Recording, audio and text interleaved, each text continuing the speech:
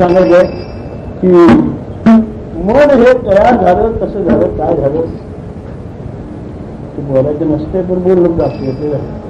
कसं एखाद्या ठिकाणी विषयाची पंगत घालायची असली म्हणजे त्या पंक्तीला जसे एखाद्याला वाटतं की आपण लाडू करावेत म्हणून जर लाडू करायसाठी रवा, तूप आणि साखर आणून दिलं म्हणजे लाडू झाला का? त्याला पुन्हा काय आलं की भांड, हत्यार आणि विस्तव, मग लाडू झाला का? करणारा राहिला नाही. हे जसे 7 पदार्थ प्रत्येक ठिकाणी तुकोबारा बोलून जात आहेत की हे बाबा त्रिकूट पाहिजे, त्रिकूट शिखरीला दान मिळे आयते. की त्रिकूट शिखराच्या ठिकाणी दान आयतं तुला मिळतंय, पाहिजे ते मिळतं, तेव्हा तू त्या तिकडे धाव घे. म्हणजे रवा, तूप आणि साखर आणली म्हणजे ते लाडू नव्हे, ते भाजलं म्हणजे लाडू नव्हे. ते पराजित होतात ते थंड होत असताना जो गोळा म्हणजे आकाराला जो येतो त्याचं नाव मन.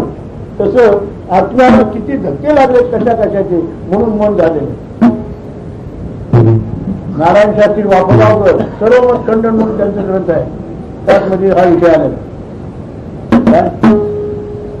की त्या आत्म्याला कशाचे धक्के लागले, किती जणांचे धक्के लागले म्हणून त्याचं नाव मन हे बनलेलं आहे.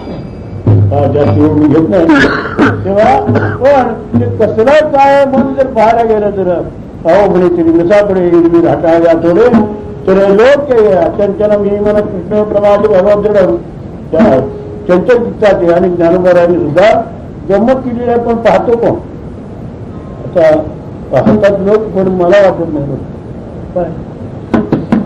ज्ञानेश्वरीच्या 18व्या अध्यायामध्ये पहिल्या 10 ओळीमध्ये तिथे स्वच्छ बोलून गेलेले काय चंचल चित्तात चित्त त्वरित बाण तुंदीला केली प्रिय. चित्त जे त्वरित असलेलं त्यांचं आणि तुंदील मस्त होऊन ते चित्ताचं पिऊन चित्त पिऊन मस्त होऊन निवांत बसलेलं तुंदील चित्त चरित बाण तुंदीला केली प्रिय. ती प्रिय केलेली त्या मनाच्या चित्ताचा स्वाद घेत निवांतपणा राहील, त्याच्यावर ते मन निवांत राहिले. ज्ञानोबराच्या 18व्या अध्यायामध्ये पहिल्या 10 ओळी ते अखेरात भाग बरं असं त्याप्रमाणे. आणि हे मन कुठे, बोलात कुठे, चुकूट कुठे, औषधिका कुठे सोडून जात हे आणि लवकरात लवकर आपल्याला करणार नाही बरं लवकरात लवकर करणार आहे. मग मी आल्याबरोबर इथे बसलो होतो देवळात, तिथे इकडच्या बाजूला पाहिलं तर ते नांदेड विचार मी काय कशाच चित्र आहे म्हणजे गोरवा टाकायचं. ठीक आहे काय हरकत नाही. तेव्हा खाली काय आहे की म्हणजे खाली काय दिसते बाबा ती चिखलासारखी काय दिसते ती म्हणजे चिखल जाऊन त्यात मुलगे तुडवते. म्हणजे आता प्रश्न आता मुलगा तुडवतो मला मुलगा कसं काय तुडवलं ते बघण्यात म्हणजे इतकी गुण येऊन गेले की पुढे मुलगा आला सुद्धा त्यांना कळलं नाही आणि त्याने तुडवलं. कसं आला ते रांगत आला रांगत मुलगा रांगत आला म्हणजे 1 वर्षाचा तरी तो निदान असावा. रांगण्याची क्रिया काही जन्मल्याबरोबर होत नाही. 1 वर्ष झालं साधारण 8, 9, 10 महिने किंवा वर्ष असेल म्हणून मग ते वर्षाचं लिकरू रांगत आल्यानंतर चिखलामध्ये तोडवलं गेलं तर तो पाण्यात घालून नाव ठेवलं असेल म्हणून त्याचं नाव काय सांग बरं बघू. हा मला ही मात्र अवघड रांगत लिकरू आलं पायानं तुडवलं गेलं बरोबर टाकाने भजनानंदामध्ये. तेव्हा ते रांगत येणारं लिकरू जन्मल्याबरोबर रांगत नाही, त्याला 8, 9, 10 महिने झाले म्हणजे त्याला पाण्यात घातलेलं आहे. त्याचं नाव काय नाव ते सांगतो मला तसं जमत काय होतं तुम्ही बघा असं काहीतरी मला विशेष दुसरी गोष्ट सांगायची जायची की असे विषय पुष्कळ आहेत पण तिकडे आपण पाहत नाही, आत्मीयतेनं पाहत नाही, पाहतो वर पाहतो निघून जातो. तसाच प्रकार आहे त्या घटकावर ना तुमच्या सत्य आरती होत असते काय आरती होते काय ते आरती झाल्यानंतर मला सांगा त्यात तरी काय की आरती झाल्यानंतर झाडं समाधान आपण म्हणतो काय आणि झाडे समाधान म्हणल्यानंतर दुसरं सर्व काय त्या झाडे समाधानाचं एवढं तुम्ही पाहा तुम्हीच अर्थ त्याचा करून घ्या. माझ्याकडून कशाला करू. झाडे समाधान तुमचे दिले चरण आणि आता उठावेचे मना काय मनाचा हेच उठावाचा नाही. आता उठावेचे म्हणा हेच नाही नारायणा तोंडाला म्हणतात आणि सांगता बाबा ही सगळी उठते ही सगळी उठून घेणं उठावं मनात हेच उठावचं नाही ना मग इतकं म्हणत असताना उठून का बाबा याचा अर्थ काय पिकेचे आहे आगे डोकं आज आंदोलन कोणाचं येताना मला एवढं सांगायचं की केव्हा मी उठेल केव्हा उठेल धरणे घेतले दारात नको उठू धरणे हात तुझे म्या घेतले हा वाचून येथून न देवचन हाच माझा नेम सत्यदान आहे नाही म्हण तुका म्हणे तुझ्याकडून मी घेतल्याशिवाय कधी जाणार नाही घरात काय घेत तुझ्याला विचारलं काय पाहिजे तुला काय पाहिजे आता जास्त विषय लांबवायचा नाही साडेदहा होऊन गेले सरकला बरं जास्त विषय लांबवायचा काय पाहिजे तुला बरा विचारलं दुसरं काय नाही तुला माझ्या पुढ्यात येण्यासाठी मला काय प्रयत्न पडले नाटकात पडले ते माझे मला माहिती आणि तुला माझ्या पुढे येण्यासाठी तुला काय अट्टासन श्रम पडले याची तुला माहिती तुला मी तसं उठून इथून जाणार नाही मला तू काय कर कृपा प्रसाद दे म्हणजे उठतो मी त्याच्यावर उठत नाही काय कृपेचा प्रसाद तू मला दे तरच मी तुझ्या दारातून उठेल नाही तर उठणार नाही जाणार काय करतो नाहीला जर हात टेकले विश्वासितो तरी स्वामीवरी सट हात टेकले भगवंतानं आणि सांगितलं काय नाही तुला आणि कृपा प्रसाद पाहिजे ते हे घे म्हणल्यानंतर कृपा प्रसाद ज्या वेळेला तुकोबाराला भेटला त्यावेळची भाषा तुकोबाराची काय पाहा पावला प्रसाद आता धोनिया जावे नापुराले श्रम कळव याची स्वभाव मला प्रसाद पावला मी आता उठून चाललो बघ पावला प्रसाद आता धोनिया जावे आपुलाले श्रम कळव याची स्वभावे म्हणून आता पंढरवा तुला एवढीच विनंती आहे आता स्वामी सुखे मित्रा करा गोपाळा आणि पुढे मनोरथ जातो आपुल्या स्थळा माझं मनोरथ पूर्ण केलंय आता मी माझ्या घराकडे जातो म्हणूनच तिथं तुकोबाराने म्हटलेलं पावलो प्रसाद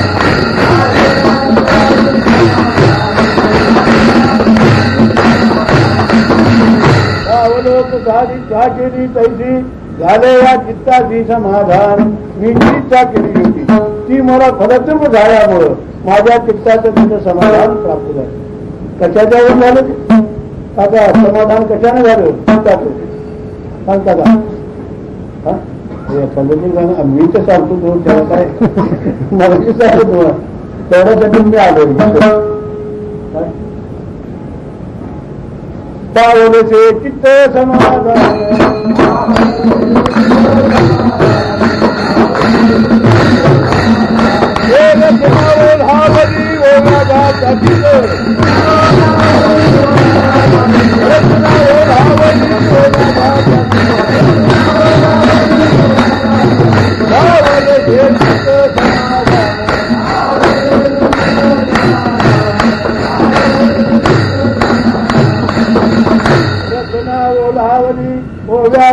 गीत पावले से चित्त समाधान चित्त समाधान येणे विषय वाटते आणि याच्यामध्ये पुष्कळ मला बोलता पण काय समाधान समाधान एकदा पावल्यानंतर पुढे बोलायची वाचाच खुंटी जाते वाचा खुंटी नसताना असं मला पुढे म्हणा त्या कोणती वाचा वाचेचे प्रकार किती वाचेचे प्रकार किती परापक्षी मध्यमा आणि वैखरी त्यापैकी कोणती वाचा खुंटी झाली वैखरी खुंटी झाली का मध्यमा खुंटी झाली का परा किंवा पश्चिमची कोणती वाचा खुंटी झाली तर तिथे विषय असं येतं की डबे रुळावर उभार आणि त्या प्रत्येक जण वाचा आपापली जागा धरून बसलेले करत, परंतु इंजिनानं धक्का दिल्याशिवाय ते सरत नाही.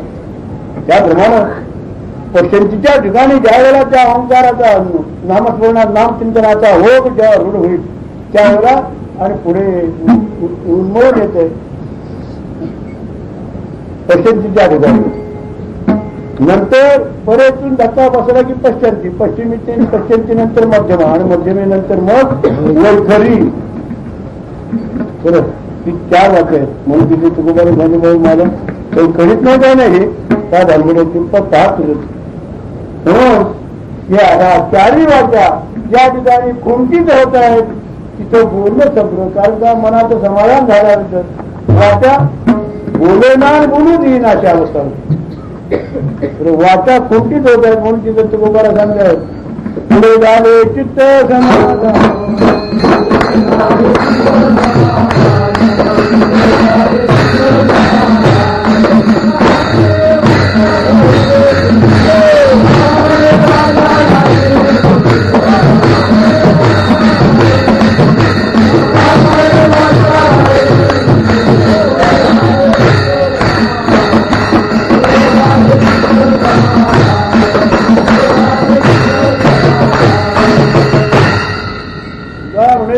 राहिली कुंडीत पुढे झाले चित्त समाधान.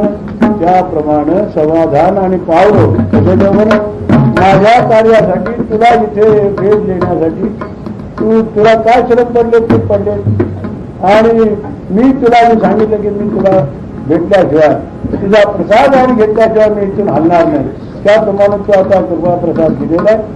आता स्वामी सुखे निद्रा खरा हो पारा हे म्हणल्यानंतर म्हणजे प्रसाद मिळाल्यानंतर मग जागा सोडूया तुम्ही बरं. त्याच्यावर आपण आपलं स्वतःने म्हणतो येतो वागतोय त्या जेव्हा सुद्धा आपण फसवतो काय करायचं किती वेळ बसायचं बसून बसून काय होती मुलगी काढून जात आहे काय आणि त्याची वृत्ती क्रिया म्हणजे शरीर धर्माप्रमाणे शरीर धर्माप्रमाणे पोट फुटतं म्हणून नायनच असतं तिथून जावंच लागतं.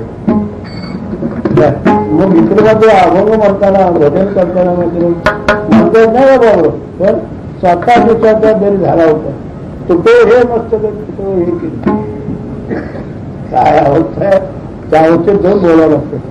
ती अवस्थेतली बोलायची अनुभवी नाही. त्या अवस्थेला गाठण्यासाठी आपण ते प्रयत्न करत नाही. असं इथे सोडून देऊ आपण असं पाहुण्याचं मला काय बोलायचं की ती पंढरी जी असतात त्यामध्ये तुला शिक्षणाची पंढरी आहे त्या पंढरीचा आणि पाहत असताना असा विषय होतो की काय आडवा हे भीमा तारावया देह आत्मा पहिले तरी परमात्मा मध्ये राहिला पंढरी. बरं पंढरी तरी ही तरी पंढरी केव्हापासून आहे त्याचा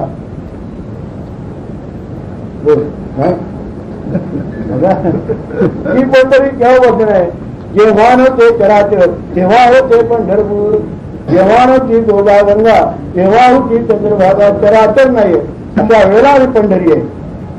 तेव्हा ते चराचर नसल्यानंतर भूगोलशास्त्राप्रमाणे एक पंढरपूर गाव राहील काय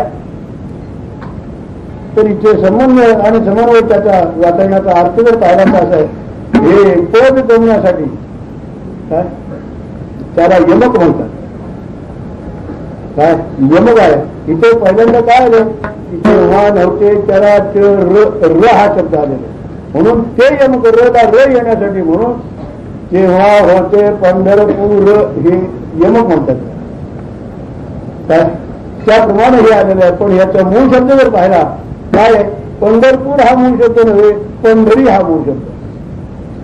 पंढरी हा मूळ शब्द म्हणल्याबरोबर पंढरी म्हणल्यानंतर दोन लिंग लागली का एक पंढरी हे गाव जर वाचक पाहायचं असेल तर स्त्रीलिंगी पंढरी आणि ते तो शब्द पुरुषलिंगी पंढरी तो केव्हा जेव्हा होते चराचर आणि जेव्हा होते पंढरपूर तर जेव्हा होती गोदागंगा तेव्हा होती चंद्रभागा ही कसं शक्य आहे पाहता.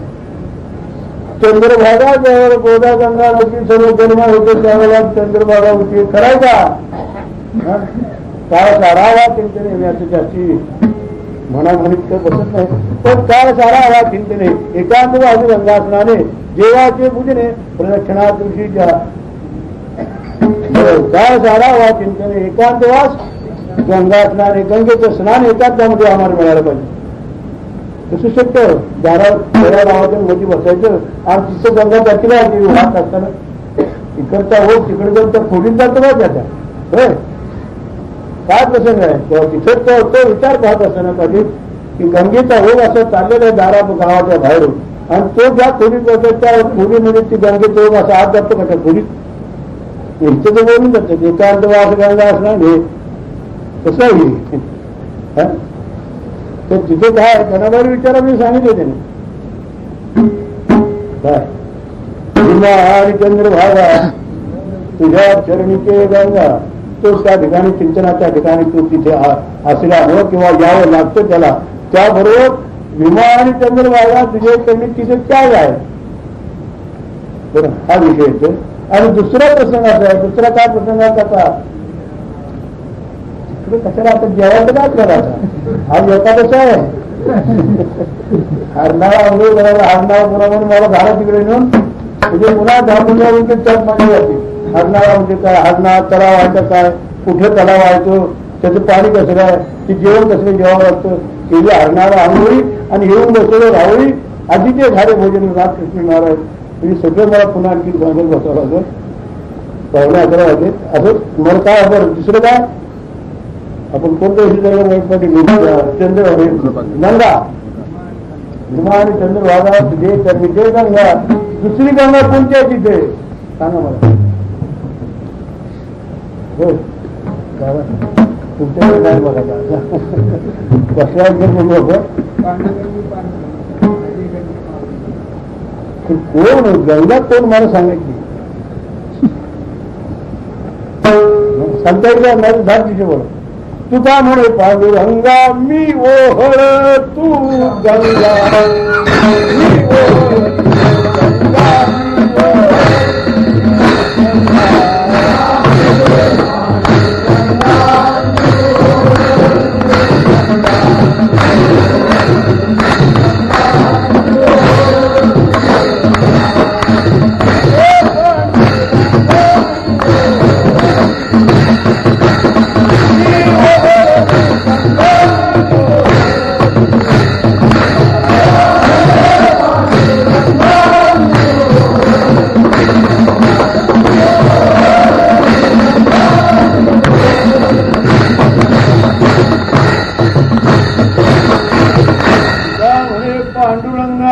मी ओहळ गावा मागील ओहळ आणि गंगान म्हणे अमंगळ मी कशाचे मी ओहळ आणि तू गंगा तिथे एकांतवास गंगा स्नाने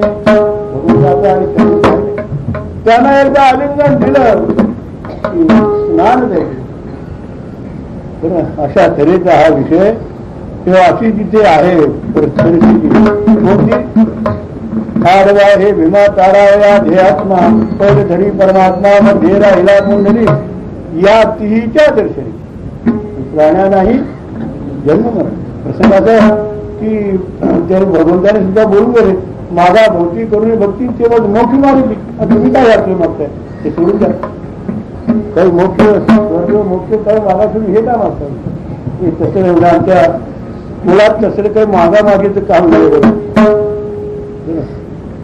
आम्हाला जे समाधान आहे त्यातमध्ये हे समाधान आहे त्यापेक्षा आम्हाला समाधान नाही ठीक आहे काय हरकत नाही तुम्हाला ते पाहिजे ते घ्या तुम्ही का तुम्हाला ते पाहिजे ते घ्या पण त्याच्याशिवाय समाधान नाही आम्हाला ठीक आहे पण ते कसं काय वागतं आणि काय याविषयी आम्ही पाहत असताना थोडासा विषय बदलला जातो तुम्ही काय करा एकादश विध जागरण उपवास आणि 12वा दिवस भोजन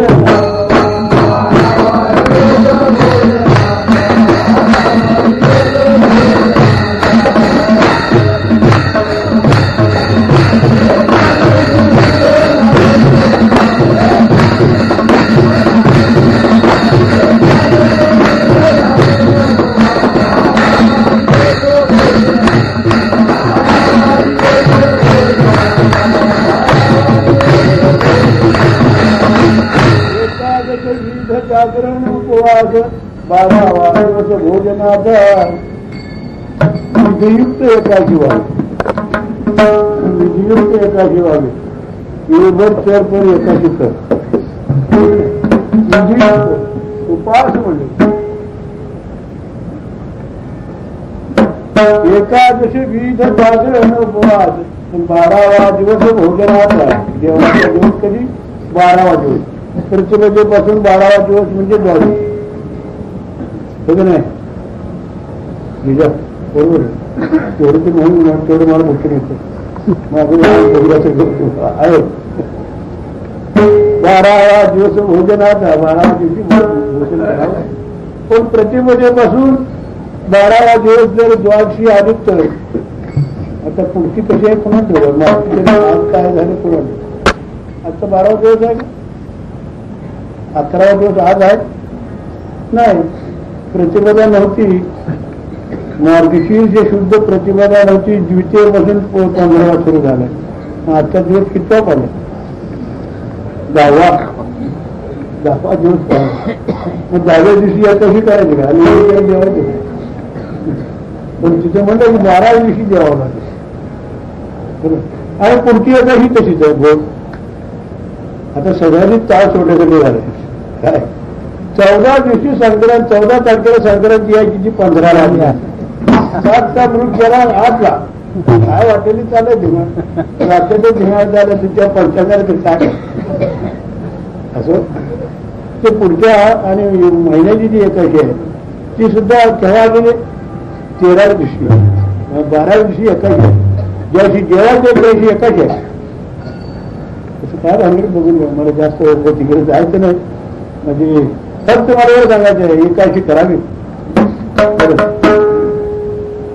मग ही एकाशी कोणती करावी कसली करावी अभावना.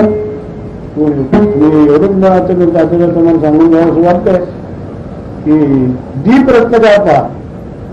दीप रत्नकार त्यामधून कोणती एकाशी करावी काय आहे ते सर्व सविस्तर आलेलं आहे. जास्ती मी बोलू शकत नाही. आता 11:15 पुढे सरकार लागले तेव्हा एकाशी आणि करावी. एकाशी दिवशी जागर करावं आणि द्वादशीला पारणा सोडावी अशी अवस्था आहे. तेव्हा आणि पंढरीला जात असताना सुद्धा कसं जावं लागतं काय करावं लागतं वगैरे विषय. तेवढ्यासाठी तुम्ही काय करा काय जागत राहावं की पुन्हा वेळ येणार नाही. अशी वेळ गत्ता हे आजरांवर पुन्हा ही वेळ येणार नाही. एवढ्यासाठी तुम्ही काय करा आता जागा रे बाई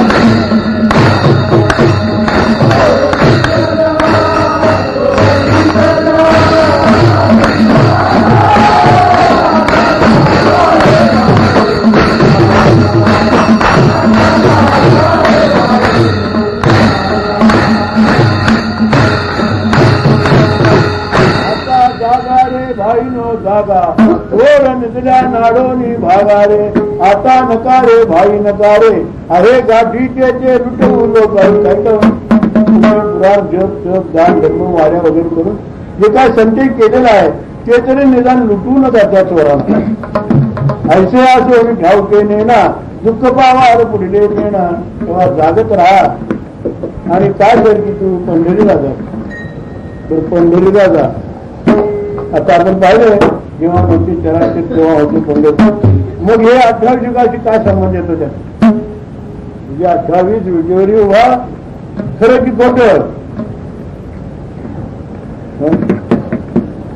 4 युगाची एक चौकडी 4 युगाची एक चौकडी असे 2000 वेळा फिरले म्हणजे ब्रह्मदेवाचा एक दिवस होतो का आपली 28 युग का ब्रह्मदेवाची पुन्हा विस्तार लांबत जातोय. तर मला असं म्हणायचं की आपल्या 28 युग तर नव्हेच नव्हे. 7वी चौकडी आली की 28 युग गुणाकार निघतो.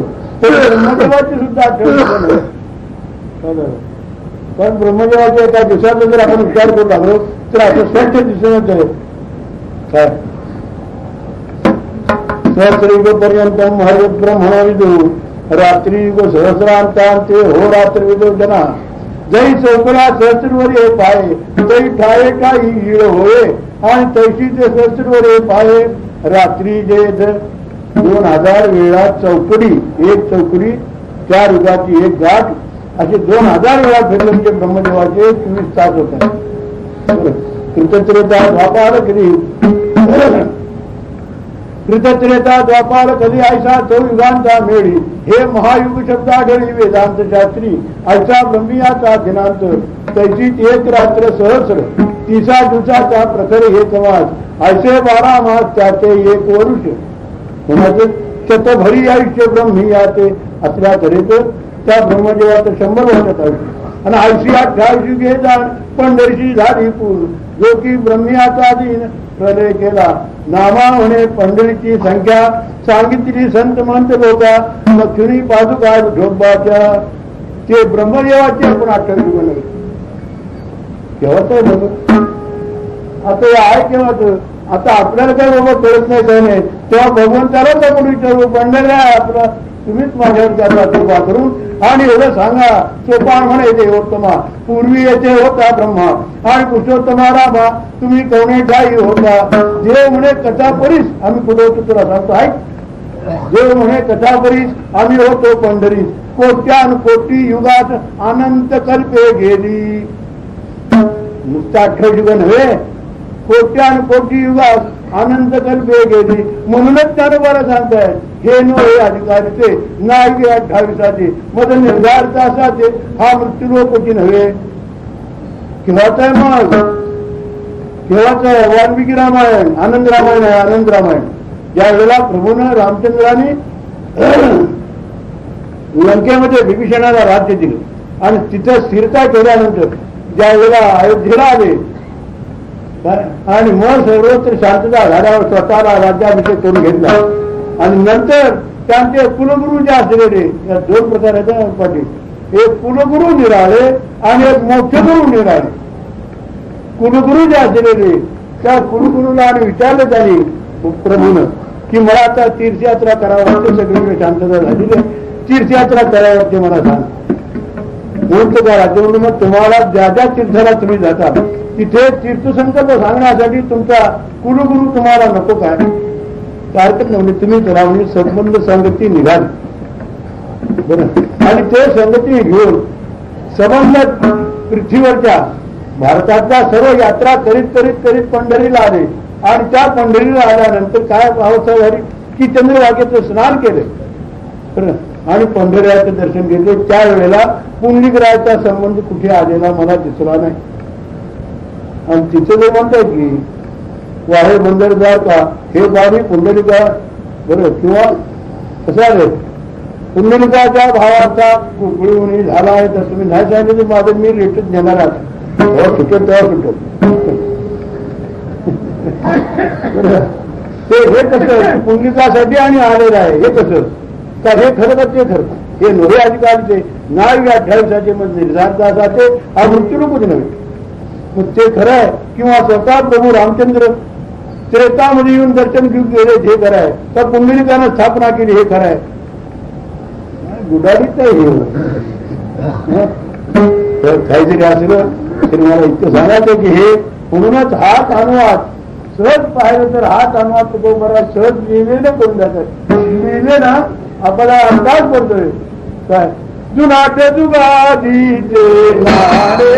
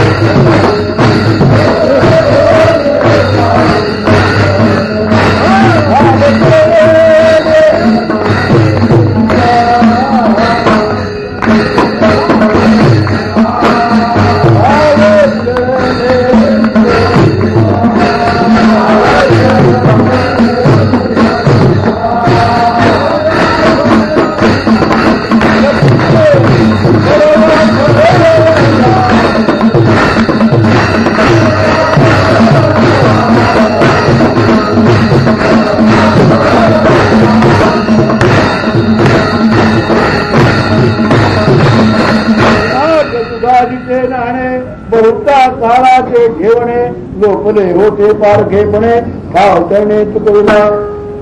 काय झालं गुणाचे दुगाजीचे नाळे तुकोबराचे अक्षर आहे. आणि इथं काय पुढे शब्द आहे बहुता. तुकोबरामध्ये काय शब्द आहे दादा बहुता काळाचे घेवणे थोडस बाजू नाथला काय सांगतायत ते शब्द आहे जुनाटे दुगाजीचे नाणे आणि फक्त बहु काळाचे घेवणे. तिथं बहुता आहे आणि इथं बहु आहे. बहु काळाचे घेवणे पुंडलिकाच्या पायाळपणे उभे केले जेवणी पायाळाच्या गुणे.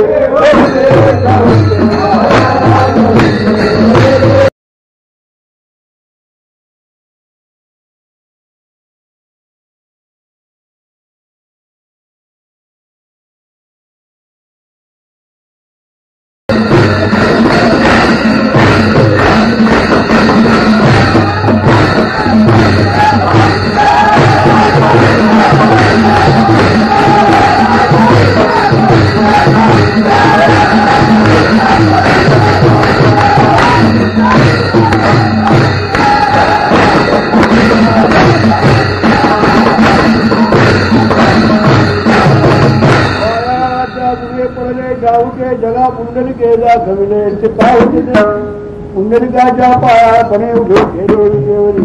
काय होतं की ते सापडत नव्हतं ते मूळ स्वरूप जे असलेले ते कोणाला सापडत नव्हते.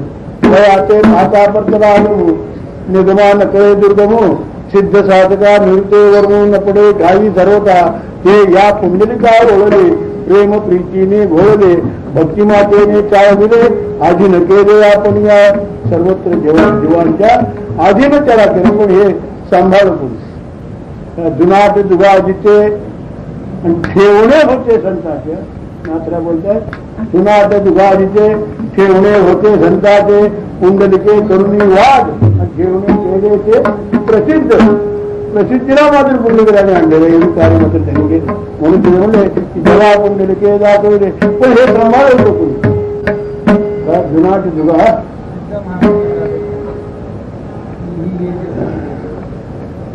हे जतन केले होते सिद्ध महामुनी. महामुनी म्हणजे आत्माची सोनार होती सोनार तर आत्मावत महामुनी. असं जास्त विषय नको. आता सिद्ध महामुनी सादर सांगतो हे जतन केले होते त्याने ते जतन करून ठेवलेलं. पण हे ठेव कुणाचं होतं सांगतात. आता जसं हे सांगलं सिद्ध महामुनी तसं हे कुणाचं होतं हे सांगलं.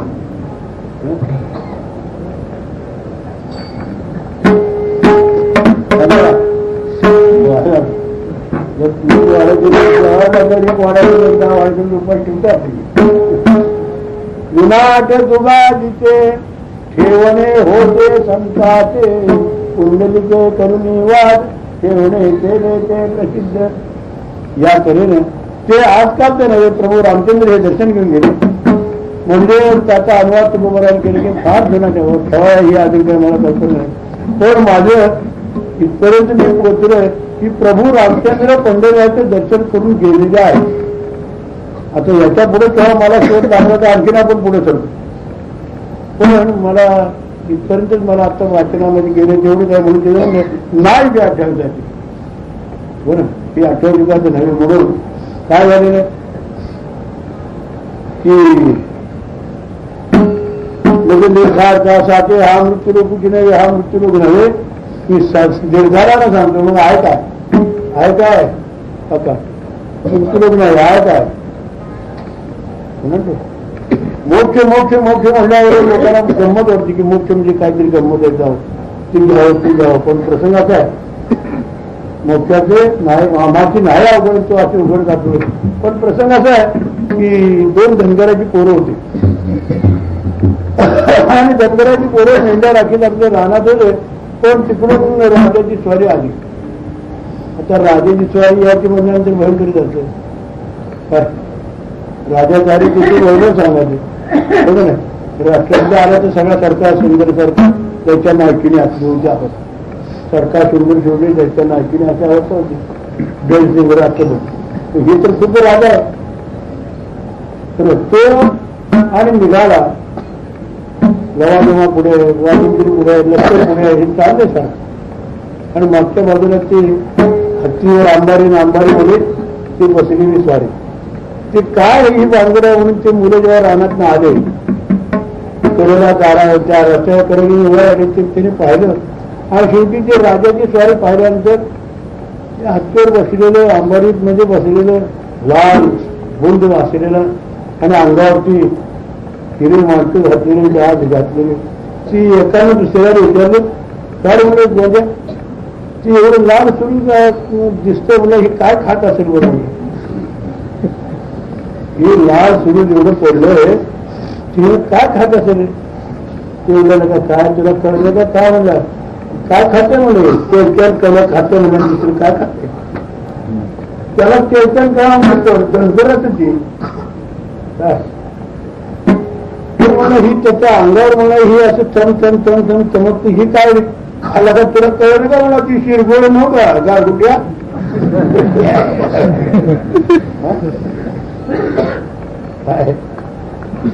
म्हणून करा करा खेळापती नटा नटा कीर्तनमूर्ती ते जर मोक्याचे पावती आणि आयचे बोलते सुंदर ते धनगर म्हणते सुंदर ते मोक्याला जाते म्हणून आम्हाला मोक्षपेक्षा आम्ही काही जाणार नाही. मोक्ष मग तुच्छ केले या कारणे नाम हा जन्म घेतले कशाला ते सुंदर म्हणते ते धनगराची पोरं मोक्ष मिळतो घ्या मोक्ष तुम्हाला पाहिजे काय. अरे मोक्ष तुमचा देवान तुम्ही दुर्लभ म्हणून ठेवा म्हणजे भक्तीची आवडी नाही अंतरीची गोडीवर. या तऱ्हेनं माझे हे जे का सोहळे आहेत हे जे का माझं मनोरथ आहे ते आपण पूर्ण करा एवढीच माझी आणि आपल्याला विनंती आहे. कोणते नवलते विषयी पुरवी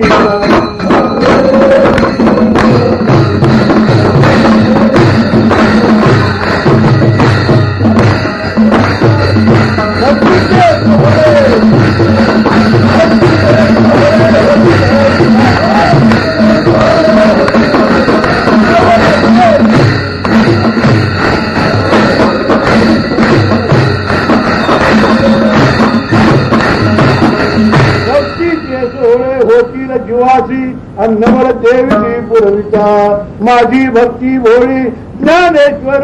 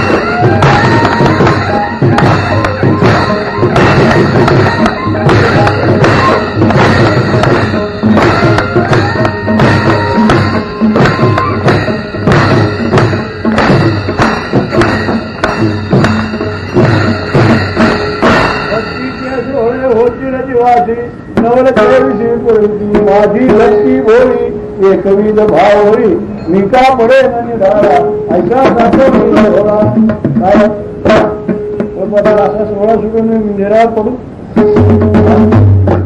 असा प्रश्न आहे. कारण कार्तिक वारीला आळंदीमध्ये असा प्रश्न घडलेला आहे. ज्या वेळेला आमच्या दिंडी समारंभामध्ये आतापर्यंत दादासाहेब जे राहत आलेलं आहे त्या जागेची खलबत चालली. दिंडी उतरायची का ना उतरायची, उतरायची का ना उतरायची. त्यावेळेला मी सहजताने घरी आम्ही बसलो असताना बाबा मी घरी बसलो असताना मी बोललो यंदा अशी माझ्या वारीची फजिती होणार आहे. माझ्या वारीची तर मी बोललो दादा जिथे काम पाहतोय. कारण असा प्रसंग असतो की जेवढे म्हणून महाराष्ट्रातले जे लोक आहेत त्यांना अंबाबाई हे कोण दैवत आहे म्हणून त्यांनी तिथे जावं लागतं आणि वारकऱ्याला पंढरीला जावं लागतं. बरं का.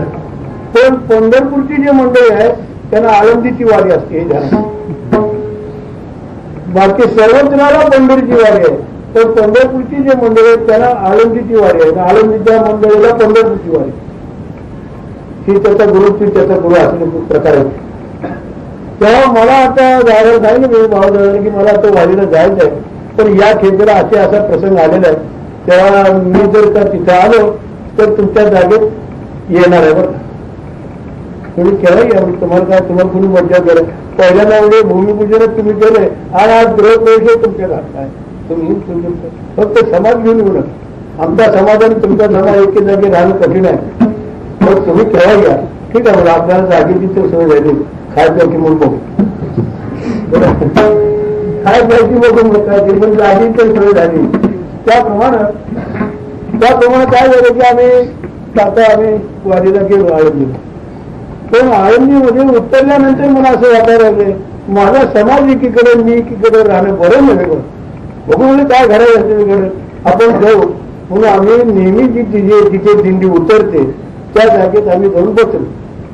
काय झालं पाहिजे हा जो दिंडी समाज आहे दादापासून जे दादापासून जे चालत आलेला तो सोडून मी का पडेन निराळा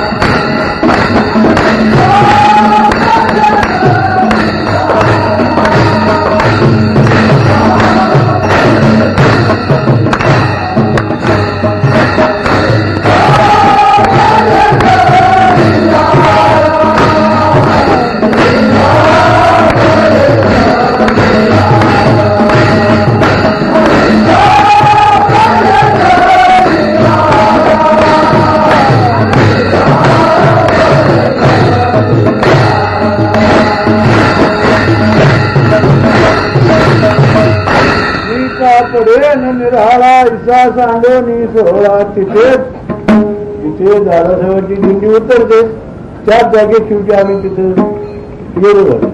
पाहिलं आमची वार्षिक प्रमाणे बसायची बैठक मोठी आहे बोलो विचार कसं काय तुम्ही आमचं सामान येतात तुझं सामान होत पुढे आमच्या स्वयंपाकाची सोय जिथं होत होती त्या धर्मशाळेमध्ये तिथं त्याला टाळा लागलं कसं असं कसं आमचं सामान